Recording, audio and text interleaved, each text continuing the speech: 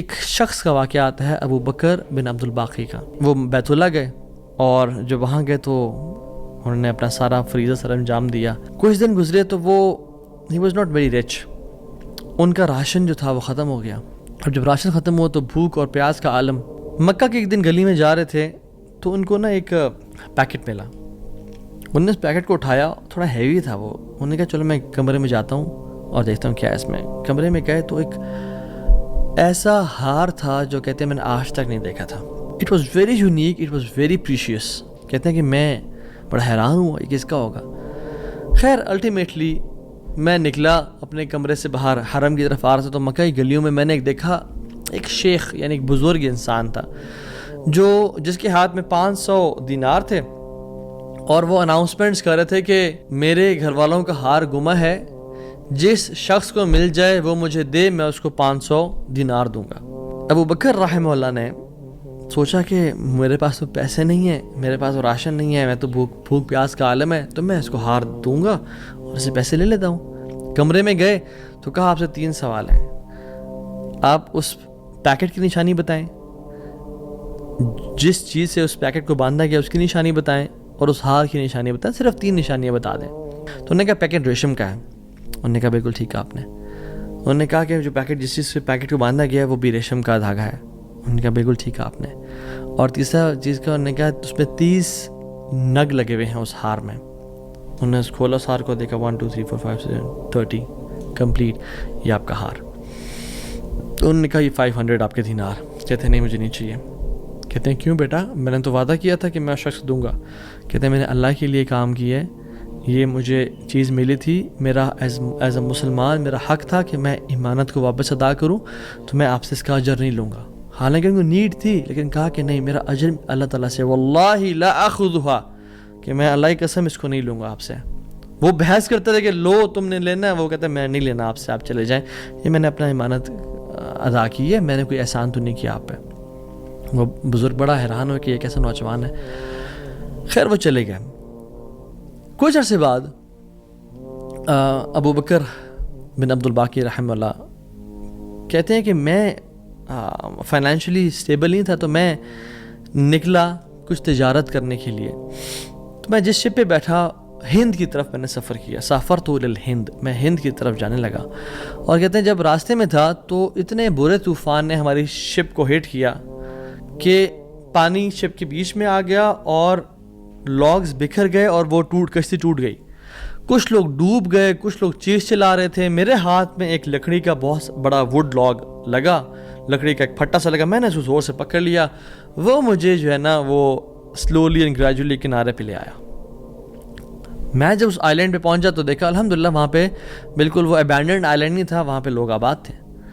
کہتے میں جب اندر گیا آئی لینڈ کی طرف اور دیکھا الحمدللہ مسلمان لوگ تھے اور وہاں پہ مسجد بھی تھی اور گھر بھی بنے ہوئے تھے. تو کہتے ہیں میں سیدھا مسجد چلا گیا. مسجد میں کہتے ہیں میں جا کے قرآن پڑھنا شروع کر دیا. جب قرآن پڑھا تھا تو ایک مزدور آیا میرے پاس اور کہتا ہے کہ آپ تو بڑا پیارا قرآن پڑھتے ہیں, اور ہمارے تو اس آئی لینڈ پہ آپ کہاں سے آئے ہیں؟ ہمارا تو اس آئی لینڈ پہ یعنی کوئی اچھا قاری نہیں ہے موجود کہ جو قرآن ایسے پڑھے. ماشاء اللہ یو ریسائٹ بیوٹیفل قرآن. تو آپ ایک کام کریں, آپ پلیز میرے بچوں کو پڑھا دیں.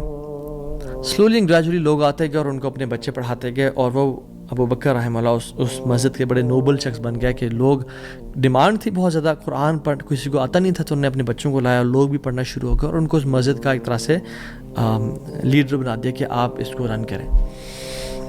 کچھ عرصے بعد جب ابو بکر رحمہ اللہ کہتے ہیں میں ابھی جاتا ہوں اس آئی لینڈ کو چھوڑ کے, مجھے نکلنا ہے یہاں سے, مجھے اپنے گھر کی طرف اور اپنے بزنس کی طرف واپس جانا ہے, تو مجھے اجازت دیں. تو ان لوگوں نے بڑا ان کو پش کیا اور کہا کہ نہیں آپ نہ جائیں, آپ کی آنے کی وجہ سے ہمارے پورے آئی لینڈ میں قرآن کی تعلیم پھیل رہی ہے, you such a noble and wonderful gentleman, آپ پلیز یہیں پہ رکیں. تو انہوں نے کہا کہ نہیں بھائی میری لائف ہے, میں نے شادی بھی کرنی ہے اور سب. کہتے ہیں ہم آپ کو یہاں پہ رہائش دیں گے, ہم آپ کو یہاں پہ شادی کرائیں گے آپ کی, آپ یہاں پہ رکیں. تو انہوں نے کہا چلو ٹھیک ہے. انہوں نے ان کی شادی کر دی ایک عورت سے, اور کہا کہ یتیم لڑکی ہے اس سے آپ کی ہم شادی کرتے ہیں. ہے تو وہ یتیم لیکن ہے بڑی مالدار وہ, کیونکہ اس کا باپ جو تھا وہ بڑا رچ انسان تھا. انہوں نے کہا ٹھیک ہے. جب ان کا نکاح ہوا اور اس لڑکی کے پاس جب آ کے بیٹھے, یعنی جو فرسٹ نائٹ جب اس لڑکی کو دیکھا اور اس کے گلے پہ نظر پڑی تو وہ حیران ہو گئے، یہ دیکھے کہ جو مکہ کی گلیوں میں ان کو جو ایک نیکلیس ملا تھا وہ اس لڑکی نے اپنے گلے میں پہنا ہوا ہے۔ وہ بڑے حیران اور پریشان ہو گئے۔ کچھ ٹائم بعد جب لوگوں نے پوچھا سب معاملات ٹھیک ہیں، سب سیٹ ہے، کوئی مسئلہ پریشانی تو نہیں، کہتے ہیں کہ سب ٹھیک ہے الحمدللہ، ایک چیز میرے ذہن میں ہے جو جس کا جواب نہیں ملا مجھے۔ کہتے ہیں کہ جو میری بیوی ہے، اور میں سے پوچھ بھی نہیں سکا ابھی تک کیونکہ حیا اور شرمندگی کی وجہ سے کہ یہ تم نے کہاں سے ملا، because it's very expensive necklace, کہیں اس کو یہ لگے کہ میں لالچی انسان ہوں یا میری نظر اس کے نیکلیس پہ ہے، تو یہ نیکلیس اس کو کہاں سے ملا؟ مجھے تو مکہ کی گلیوں میں ملا تھا اور میں نے ایک بزرگ انسان کو دیا تھا۔ وہ لوگ کیا کرنا شروع ہو گئے، فَحَلِّلُوا وَكَبِّرُوا، وہ کہہ رہے لا الہ الا اللہ، اللہ اکبر کہنا شروع ہو گئے وہ لوگ، اور کہتے ہیں کہ تم وہ نوجوان ہو؟ کہتے ہیں کہ اس کا باپ جو اس علاقے کا ایک بڑا انسان تھا، وہ ہمارے پورے اس علاقے میں ایک کہانی سنایا کرتا تھا کہ ایک شخص مجھے ملا، اس شخص سے زیادہ نیک انسان میں نے آج تک نہیں دیکھا، اس سے زیادہ امانت دار شخص میں نے آج تک نہیں دیکھا۔